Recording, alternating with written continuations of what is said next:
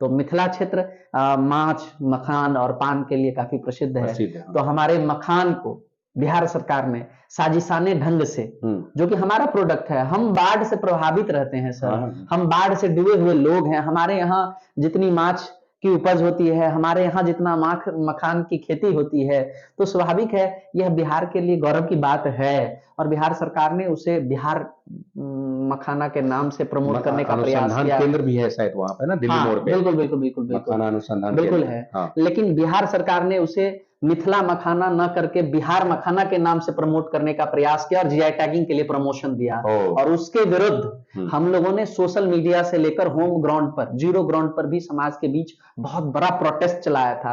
हम लोगों ने ट्विटर ट्रेंड करवाकर पूरे ऑल ओवर इंडिया में टॉप ट्विटर ट्रेंडिंग 2-2, 3-3 बार कराया कि इसे मिथिला मखाना जीआई टैग मिले। और यह परिणाम हमें मिला सकारात्मक, कि हमारे आंदोलन का परिणाम सफल हुआ। और आज मखाना को मिथिला मखाना के नाम से लोग जानते हैं और उसे मिथिला मखाना जीआई टैग भी मिला। नमस्कार, मैं आकाश और आप देख रहे हैं द इंक। आज मैं एक शख्सियत का इंटरव्यू लेने वाला हूं। थोड़ा डिफरेंट है, डिफरेंट इन द सेंस कि वो स्टूडेंट को रिप्रेजेंट करते हैं। और कहां से करते हैं, आइए बहुत सारी बातें मैं उनसे पूछता हूं। तो अभी जो मैं बात करने रहा हूं वीरेंद्र जी से, ये मिथिला स्टूडेंट एसोसिएशन दरभंगा का, मतलब दरभंगा डिस्ट्रिक्ट का ये प्रेसिडेंट है। तो ये मिथिला स्टूडेंट्स यूनियन करती क्या है, इस बात को जानने के लिए यह क्या काम है, मैं इन्हीं से कुछ प्रश्न करता हूं जिससे आपको बहुत सारी उत्तर मिल जाएगी कि यह संगठन आखिर क्यों बनी, क्या कारण थी और क्या काम कर रही है। तो सबसे पहले वीरेंद्र जी, आप अपना अथवा संगठन के बारे में बताएं। सबसे पहले तो आप द इंक परिवार को मैं धन्यवाद कहूंगा कि आपने मुझे अपने चैनल के माध्यम से अपनी बात रखने का मौका दिया। मेरा नाम वीरेंद्र कुमार झा है और मैं दरभंगा जिला का रहने वाला हूं और वर्तमान में मिथिला स्टूडेंट यूनियन, जो हमारा छात्र संगठन है, मैं उसका दरभंगा का जिला अध्यक्ष हूं। यही मेरा एक छोटा सा परिचय है। ओके, चलिए, आपका जो ये स्टूडेंट्स यूनियन है ये क्या करती है?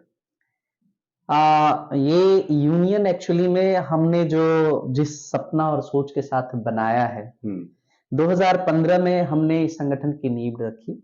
हमारे तमाम साथियों ने नींव रखी, हमारे बड़े साथियों ने। और संगठन का एक मूल उद्देश्य था कि जैसा कि आप नाम से ही स्वाभाविक समझ रहे होंगे कि मिथिला शब्द जुड़ा हुआ है इसके पीछे।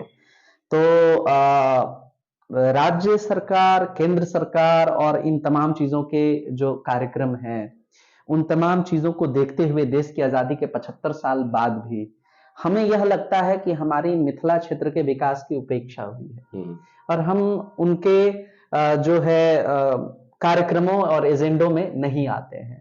तो हमें अपने क्षेत्र के विकास के लिए शिक्षा, स्वास्थ्य, रोजगार जैसे इन तमाम मुद्दों को बेहतर बनाने के लिए हम छात्र नौजवानों को आगे आने की आवश्यकता है। और इसी सोच के साथ मिथिला स्टूडेंट यूनियन की नींव रखी गई और आज 2015 में हमने इस संगठन का नींव रखा था, हम तमाम मेरे वरिष्ठ साथियों के द्वारा और हमारे सहयोग के द्वारा। और आज 7 सालों में मिथिला के उन तमाम क्षेत्र, चाहे वो दरभंगा हो, जो खास करके मैथिल भाषी क्षेत्र हैं, चाहे वो दरभंगा हो, मधुबनी हो, समस्तीपुर हो, सहरसा हो, पूर्णिया हो, भागलपुर हो, इन तमाम जगहों पर आज हमारे संगठन के सैकड़ों नहीं बल्कि हजारों की तादाद में हमारे कार्यकर्ता हैं, हमारे सक्रिय सदस्य हैं, हमारे लोकल रिप्रेजेंटेटिव हैं और फिलहाल हम लोग इन तमाम मुद्दों को लेकर काम कर रहे हैं। अच्छा, चलिए, इस बात पे जैसी नाम में सुनता हूं कि मिथिला स्टूडेंट्स यूनियन वाली बात आती है, तो अक्सर स्टूडेंट्स जो ये शब्द लगे हुए हैं, ये सारा जो यूनियन बनती है, इसका मतलब कि उस एरिया के जितने स्टूडेंट्स हैं उनकी जो पर्सनल प्रॉब्लम है उनको सॉल्व करने के लिए है। आपने जो स्टूडेंट्स वाली बात की, विद्यार्थी लगा हुआ है उसमें, एक तरह का हिंदी में अगर बात करें तो। लेकिन आपने जो विषय चुना है, जो विषय किया है, वो बड़ा पॉलिटिकल है। तो ये दोनों कैसे है? आप बोल रहे हैं कि मिथिला के विकास के लिए संस्थान बनी, जबकि उसमें स्टूडेंट्स लगा हुआ है, जबकि मिथिला के विकास करने लेके हर लोगों की वहां की जरूरत है, सबको इसका माने क्या बोलते हैं, सदस्य बनना चाहिए, लेकिन फिर स्टूडेंट्स ही क्यों? नहीं, ये आपका प्रश्न वाजिब है और हम लोगों पर तो लगातार आरोप भी लगता रहा है इस चीज को लेके। मैं चाहूंगा कि आपके माध्यम से मैं इसका जवाब दूं। एक्चुअली में यूनियन, स्टूडेंट, मिथिला, ये तमाम चीजें तो हैं ही, लेकिन मैं यह कहना चाहूंगा एक संगठन का जिम्मेदारी भरा सदस्य होने के नाते कि क्या बिना राजनीतिक हस्तक्षेप के या क्या बिना राजनीतिकरण किए हुए समाज के किसी भी मुद्दों का समाधान ढूंढा जा सकता है। मैं यहाँ पर आपके चैनल के माध्यम से एक बहुत बड़े दार्शनिक, एक बहुत बड़े राजनीतिक शास्त्र, एक बहुत बड़े क्रांतिकारी, एक बहुत बड़े समाज सेवी का नाम लेना चाहूंगा। हालांकि वो बाहर से आते हैं, यूरोप से आते हैं, जर्मनी के ब्रेटोल्ट ब्रेख्ट का। उन्होंने कहा था कि कोई व्यक्ति यदि यह कहता है कि मुझे राजनीति में दिलचस्पी नहीं है, मैं राजनीति में रुचि नहीं रखता हूं, तो मुझे यह लगता है, मैं उनके शब्दों को कोट कर रहा हूं, तो मुझे यह लगता है कि वह व्यक्ति समाज का बहुत ही परित्यक्त व्यक्ति है, वह समाज से कटा हुआ व्यक्ति है, क्योंकि उस मूर्ख को या उस बेवकूफ को यह नहीं पता है कि समाज में उसके कपड़ों की कीमत, उसके चावल, आटे और जूतों की कीमत राजनीतिक फैसले पर ही लिए जाते हैं। सही बात। तो बिना छात्र राजनीतिक किए हुए और बिना राजनीतिक चीजों को समाहित किए हुए हम अपने क्षेत्र के विकास के मुद्दों को समाधान की ओर नहीं ले जा सकते हैं। Correct. तो स्वाभाविक है यह छात्र यूनियन है, यह मिथिला की बात करता है, यह अपने क्षेत्रीय मांग और मुद्दों को प्राथमिकता देता है, लेकिन यह बात भी उतनी ही सत्य है कि इसमें राजनीतिक चीजें समाहित हैं। और हम समाज सेवा की भावनाओं से ओतप्रोत एक नौजवान है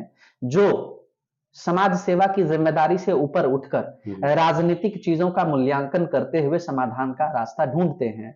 और आज के टाइम में परिस्थितियां तो चीजों को बदलने का काम करती है। हम जब 2015 में संगठन बनाकर लोगों के बीच आए और लोगों के बीच हमारी सक्रियताएं बढ़ी, लोगों के बीच कहने का तात्पर्य छात्रों के बीच, हम छात्रों के बीच विश्वविद्यालयों में जब काम करने की प्रक्रिया में आए, तो हमारी जो प्रयोग और अनुप्रयोग का दौर था, वो 3-4 सालों का जो दौर रहा, उसमें हमें यह पता चला कि विश्वविद्यालय की तो स्थिति ऐसी है कि विश्वविद्यालय में छात्र आते ही नहीं है। सही। वहां पर न लेक्चर मिलते हैं, न प्रोफेसर्स हैं, न एसोसिएट प्रोफेसर्स हैं पढ़ाने वाले।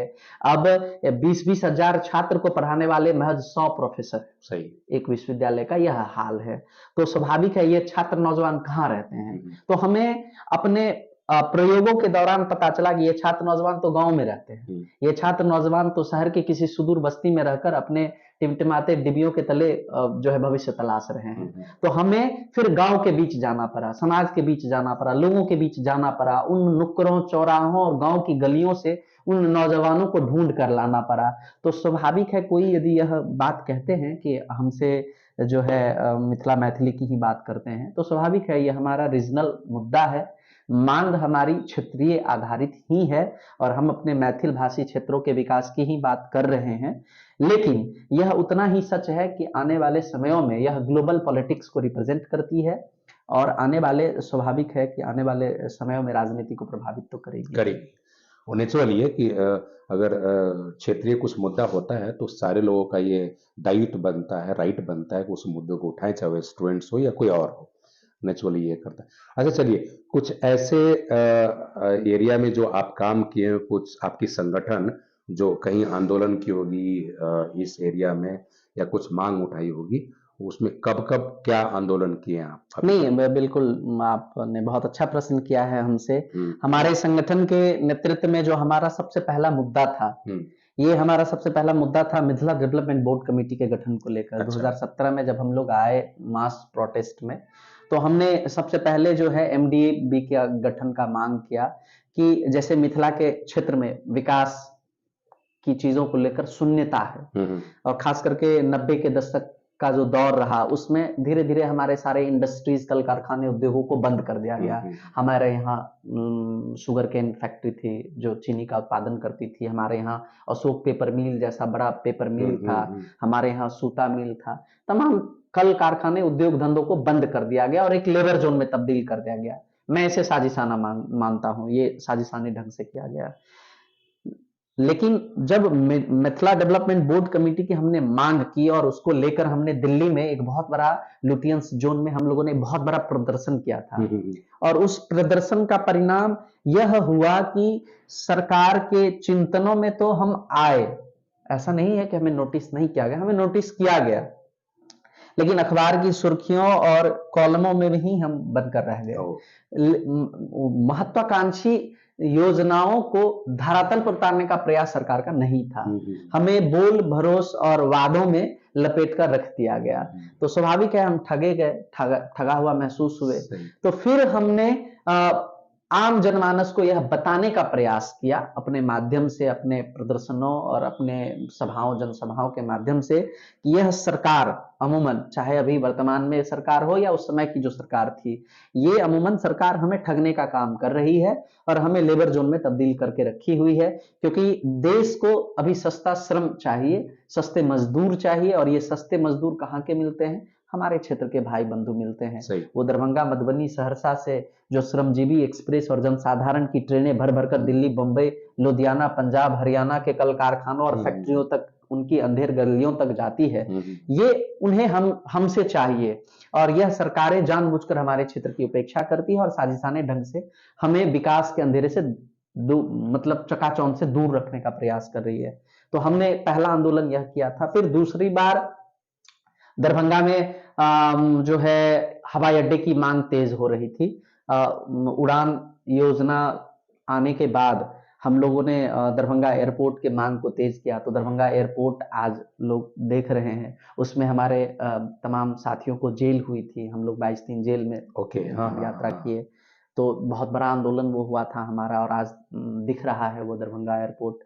आज आप बात करते हैं ललित नारायण मिथिला विश्वविद्यालय की, जो हमारा धरोहर है, जहां से हमारे भाई बहन पढ़कर डिग्रियां हासिल करके बड़े बड़े संस्थानों में जाते हैं, लेकिन उस विश्वविद्यालय का एक डार्क दिन यह है कि वह विश्वविद्यालय जो डिग्री 3 साल की 3 साल में मिलनी चाहिए, वह डिग्री 3 साल में नहीं दे पाती है। 4 साल और 5 सालों में डिग्री मिलती है। तो स्वाभाविक है कि 3 साल की डिग्री यदि 3 साल में ना मिले तो छात्र नौजवान कहाँ जाए। हमने उसके लिए बहुत बड़ा आंदोलन किया, लड़ाइयां लड़ी, छोटी से छोटी और बड़ी से बड़ी लड़ाइयां हमें लड़नी पड़ी, और पहली बार ऐसा हुआ था कि 17 से 20 के सत्र में हमने उस डिग्री के परीक्षाओं को नियमित करवाते हुए 2020 की फरवरी में पहली बार डिग्री दिलाया था बच्चों को। तो ये पहली बार हुआ था मिथिला के क्षेत्र में, बहुत बड़ी उपलब्धि हुई। फिर कोरोना काल के कारण अस्त व्यस्त हो गई चीजें विश्वविद्यालयों की। इवन उसके बावजूद आम जनमानस के बीच स्वास्थ्य व्यवस्था के बेहतरी को लेकर हम लोगों ने काफी प्रयास किया।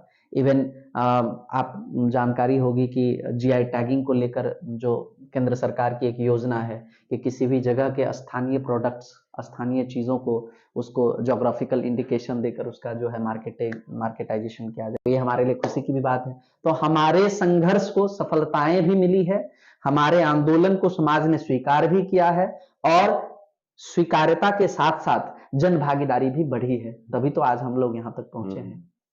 चलिए, एक चीज के लिए कांग्रेचुलेशन मैं करता हूं आपको कि दरभंगा में प्लेनेटोरियम भी खुला है, यानी बिहार में पटना के अलावा अगर प्लेनेटोरियम कहीं पे है तारामंडल, तो दरभंगा में भी है।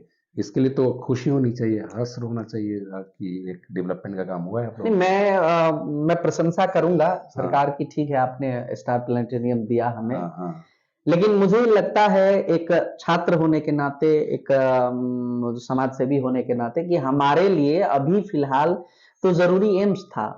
सरकार को चिंतन एम्स पर करना चाहिए था, हमें एम्स बना कर देते।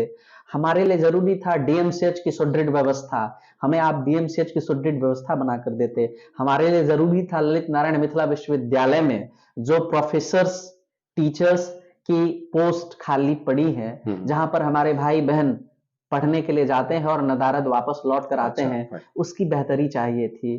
तो मैं इसे बड़े हर्ष और उत्साह के साथ स्वीकार नहीं करता हूं, लेकिन ठीक है आपने किया है, तो ये आने वाले समयों में हमारे बच्चों के लिए एक स्वाभाविक है, पर्यटन स्थल के रूप में शुरुआत होगी। लेकिन यह सरकार और इस सरकार के चिंतन में विकासात्मक जो वो मुद्दे हैं जो आम लोगों के जीवन से जुड़ता है, ये कहीं ना कहीं नदारद है, और इसकी उपेक्षा हुई है। सरकार पिछले आप देख लें 90 के बाद लालू यादव राष्ट्रीय जनता दल की भी सरकार रही, उसके बाद एनडीए के अलायंस में जब भारतीय जनता पार्टी और जदयू की भी सरकार रही। तो इन सभी लोगों के नजरिए से यदि मैं देखता हूं, मेरी टीम देखती है और मेरे लोग देखते हैं, तो हमें यह लगता है कि इनके एजेंडों में हमारे क्षेत्र के विकास के वो तमाम मुद्दे गौण हैं, वो चीजें नहीं है। बस एक लोक रंजक लुभावना एजेंडा होता है और उस एजेंडे को यह दिखाते हैं। आज हमारे यहाँ मिथिला हाट बना है, अररिया संग्राम में मिथिला हाट को डेवलप किया गया है, ठीक है। टूरिज्म प्लेस के नजरिए से यदि देखा जाए तो वो बहुत ही बेहतरीन जगह है, लेकिन मैं वही कहना चाहूंगा कि स्टार प्लेनेटेरियम से क्या यह ज्यादा जरूरी नहीं था कि हमारे दरभंगा महाराज के उस सुंदर से भव्य किला को समेटा और सहेजा जाए? क्यों ना उसको टूरिज्म के लिए डेवलप किया जाए? क्या वो रेवेन्यू जनरेट नहीं कर सकता था? तो कहीं ना कहीं वहां की स्थानीय जो भौगोलिक पहचान है उसकी एक तरफ सरकार यहाँ पर पटना में बैठी मगध की सरकार उसे उपेक्षा करती है, और दूसरी तरफ लोकरंजक लुभावने वादे और नारे के बीच हमें मनोरंजन का एक केंद्र देती है। अच्छा, मैं सुना हूं कि अगर बिहार के किसी डिस्ट्रिक्ट में सबसे ज्यादा तालाब अगर खोजा जाए तो शायद ये मिथिलांचल में मिलेगा, ये बात सही है? हाँ बिल्कुल बिल्कुल बिल्कुल सही बात है। क्योंकि नदी अगर कम है, बाढ़ तो आती है, मैं मानता हूँ, सही बात है, लेकिन सबसे ज्यादा तालाब है और मछली पालन के लिए, चूंकि मिथिलांचल का भोजन ये है माछ, ठीक है, मखान और माछ, तो आई दोनों के लिए पानी चाहिए, आई होप सो, क्योंकि मखान भी पानी में होता है और तीनों, ये जो तीनों उत्पाद हैं ये तीनों पानी के लिए चाहिए। लेकिन वो अलग बात है, कभी कभी हैवी पानी आ जाती है जिसको बाढ़ के रूप में हम लोग देखते हैं। तो सबसे ज्यादा तालाब है, इस तालाब को जीर्णोद्वार करने के लिए, जो तालाब की देख रेख ठीक से नहीं हो रही है, शायद गवर्नमेंट बहुत कुछ कर रही है, क्या ऐसा है? आप तो नहीं, बिल्कुल सरकार ने जो स्कीम लॉन्च की थी, जल जीवन हरियाली मिशन योजना लॉन्च की थी। देखिए सबसे बड़ी बात क्या है कि अभी फिलहाल जो वर्तमान सरकार की निरंकुशताएं हैं वह इलेक्टोरल बॉडी को रिप्रेजेंट तो करती है, लेकिन उसकी स्वायत्तता को उसने खत्म कर दिया है। और वो इस स्तर पर खत्म कर दिया है, हम लोग प्रैक्टिकली अपने गांव के स्तर पे देखते हैं कि जब कोई मुखिया या वार्ड सदस्य या जीता हुआ जो इलेक्टोरल बॉडी है वह किसी योजनाओं का निष्पादन करता है तो उससे फंड के हस्तांतरण के लिए प्रशासनिक महकमे के चक्कर काटने पड़ते हैं। और प्रशासनिक महकमे के चक्कर काटने की वजह से क्या होता है, तो जो ऐसी योजनाएं हैं, जो बड़ी योजनाएं हैं, उसमें वो इंटरेस्ट नहीं दिखाते हैं क्योंकि उनकी अपनी वित्तीय स्वायत्तता नहीं है। पहले जो है वित्तीय स्वायत्तता का होना किसी भी इलेक्टोरल बॉडी के लिए बहुत जरूरी होता है। और एडमिनिस्ट्रेशन, प्रशासनिक भूमिका जो होती है वो रेगुलेशन की होती है, वो देख रेख की होती है। तो रेगुलेशन जब इम्प्लीमेंटेशन के बजाय उस वित्तीय स्वायत्तता में शामिल हो जाए तो स्वाभाविक है कि चीजों पर अंकुशें लगेंगी, भ्रष्टाचार के बढ़ने की संभावनाएं होंगी। तो सरकार की जो ये योजना आई जल जीवन हरियाली मिशन, वो हमें फेल नजर आता है क्योंकि ये बहुत बड़ी स्कीम थी और इसे लोगों ने स्वीकार करना सहज नहीं समझा। तो हमारे तरफ तो सही बात है, आपने कहा जैसा कि हमारे तरफ तालाब, पोखर और ये हमारे बारे में, हमारे क्षेत्र के बारे में तो यह कहा जाता है कि आप एक ढेला उठाइए और फेंकिए, वो ढेला जहां गिरेगा पता चला किसी तालाब में मछली के सर पे गिरा। तो हमारे तरफ तो ये नैसर्गिक बात है, ऐसा है। और हम चाहते हैं कि सरकार ने यदि इस पर पहल किया है तो स्वाभाविक है इसे बेहतर किया जाए, लेकिन यह योजनाएं धरातल पर फेल है, असफल है। ये बात है। चलिए, आपकी ऑफिस भी होगी दरभंगा में कहीं भी? हाँ, अभी फिलहाल हमारा राष्ट्रीय कार्यालय दिल्ली में है। दिल्ली में? अच्छा। प्रदेश कार्यालय हमारा पटना में भी है। अच्छा। कंकड़बाग में हमारा, जी, हमारा प्रदेश कार्यालय है। हाँ। दरभंगा में हमारा जिला हेडक्वार्टर है, वहां पर भी कार्यालय। कहने का तात्पर्य हमारे पास कोई ऑफिशियली बड़ा रिसोर्स या कोई ऐसे फंड्स तो एलोकेट है नहीं। तो हम लोग सामाजिक सहयोग से किसी ने रहने के लिए घर दे दिया, किसी ने पहनने के लिए कपड़े दे दिए, बस।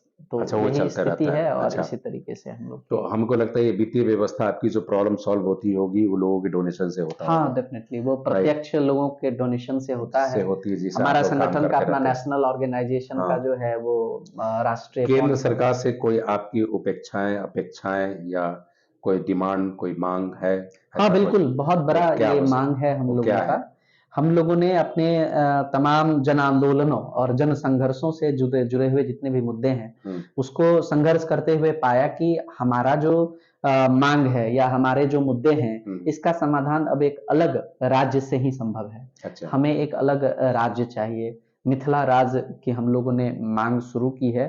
अभी हाल ही में 21 अगस्त ये 2022 मिथिला राज में कौन कौन डिस्ट्रिक्ट आएंगे? देखिए सर, ये अभी तुरंत तय कर देना, कागज और कलम लेकर बैठ के तय कर लेना कि इसमें कौन कौन से जिले आएंगे, कितनी कमिश्नरीज होंगी। हाँ। ये हमारे लिए भी जो है सही नहीं होगा, हाँ। और हम लोग भी इतनी हड़बड़ाहट में नहीं है। अच्छा। इसलिए नहीं है क्योंकि यह तो अब भविष्य के गर्भ में छुपा हुआ एक दिवा स्वप्न है, और उसे धरातल पर लाने में हो सकता है कई वर्ष लग जाएंगे। हम यह नहीं कहते, क्योंकि कोई भी जन आंदोलन या कोई भी क्रांति एक विज्ञान की पद्धति से चलती है, और यह विज्ञान पर निर्भर करता है। फसल करने के लिए किसान भी जब खेत में जाता है तो वो खेत का हाल चाल जानता है, तभी फसल बोता है और फसल की पैदावार को आंकता है। तो हमें लगता है कि यह जन आंदोलन भी उसी पैदावार पर निर्भर करता है। वह एक क्रांति की संभावनाएं परिस्थितियों पर निर्भर करती है। तो वो समय, वो परिस्थितियां क्या होंगी, कितने जिले उसमें समाहित होंगे, लेकिन यह मानना है हम लोगों का कि हमारा जो भी मैथिल भाषी क्षेत्र है, जो पटना के ऊंची ऊंची बिल्डिंग, इमारतों, फ्लाईओवर्स और फ्लाई जोन से खटे हुए हैं, स्वाभाविक है वो जिले, वो लोग और वो तमाम चीजें आएंगी, और उनका साथ, समर्थन, सहयोग हमें बड़े व्यापक स्तर पे मिल रहा है। और यही वजह है कि हमारा 21 अगस्त 2022 के जंतर मंतर दिल्ली का जो मिथिला स्टूडेंट यूनियन के नेतृत्व में मिथिला राज्य आंदोलन की नींव रखने का दिन था, वो सफल हुआ था, और पूरे नेशनल जो है न्यूज के कवरेज में आया था। और अभी हाल ही में पटना राजधानी में हम लोगों ने 4 दिसंबर को राजभवन मार्च किया था। बहुत बड़ा पीसफुल प्रोटेस्ट हमारा हुआ था। और अभी फिलहाल हम लोगों ने गांव-गांव में, मोहल्ले-मोहल्ले में, दरभंगा, पूर्णिया, समस्तीपुर, झंझारपुर, इन तमाम जगहों पर जा जाकर कैंपेन करना शुरू किया है। हमारी टीम और हमारे लोग काम कर रहे हैं। हमारा आह्वान भी हो चुका है। 8 सितंबर को रामलीला मैदान दिल्ली में कई लाख मैथिल भाषी लोगों के साथ हम लोग अपने मिथिला राज्य की मांग को लेकर एक बहुत बड़ा प्रदर्शन करने जा रहे हैं। हम उसकी तैयारी में भी फिलहाल लगे हुए हैं। चलिए, all the best for this mission, और आपकी शुभकामनाएं देते हैं कि आप अपने मांग में कामयाब हो और उज्जवल भविष्य की आपकी कामना करते हैं। चलिए, थैंक यू वेरी मच। बहुत बहुत धन्यवाद आपकी द इंक पूरी टीम को, जो आपने मुझे अपनी बात रखने का मौका दिया। Thank you.